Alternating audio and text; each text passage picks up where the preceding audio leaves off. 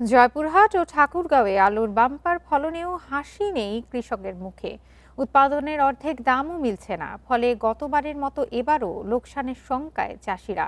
কৃষি কর্মকর্তারা বলছেন, হিমাগারে সংরক্ষণ ও আলুর বিকল্প ব্যবহার নিশ্চিত করা গেলে লোকসান কমানো সম্ভব। জয়পুরহাটে চলতি মৌসুমে প্রায় 40,000 হেক্টর জমিতে আলু চাষ হয়েছে। প্রতি বিঘায় খরচ হয়েছে 30 থেকে 32,000 টাকা। উফরি জাতের ফলন হয়েছে বিঘায় 70 থেকে 75 মণ এবং দেশি গুটি জাতের 50 থেকে 60 মণ। ফলন ভালো হলেও ন্যায্য মূল্য না পাওয়ায় চাষিদের মুখে হাসি নেই।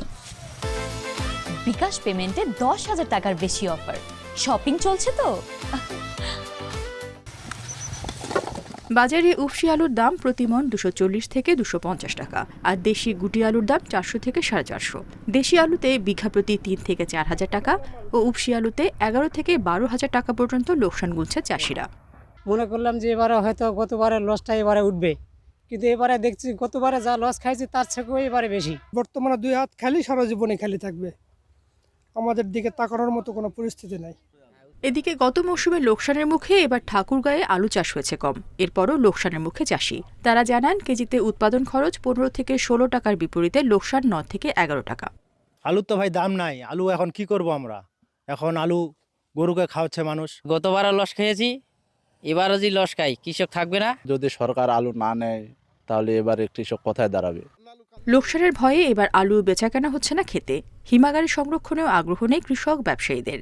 অতিরিক্ত আলুর বিকল্প ব্যবহার নিশ্চিত করা গেলে টানা লোকসানের মুখে ঝুঁকি কমবে বলে জানিয়েছেন কৃষি কর্মকর্তারা। বিদেশে পাঠান, সেই ব্যবস্থাটা করতে হবে, অথবা আপনি এটাকে প্রসেসিং করেন। উদ্যোক্তার যারা আছে তারা যদি এগিয়ে আসে, তাহলে কিন্তু আমাদের এই আলুটা আপনার ব্যবহার হবে। আলু ব্যবহার হইলেই আমার কৃষক লাভবান হবে। ঠাকুরগাঁয়ে গতবার 35,000 হেক্টর জমিতে আলু চাষ হলেও এবার তা কমে 30,000 হেক্টরে নেমেছে। চলতি মৌসুমে উৎপাদনের লক্ষ্যমাত্রা ধরা হয়েছে 9 লাখ মেট্রিক টন। রেশমি নন্দী, ইন্ডিপেন্ডেন্ট নিউজ।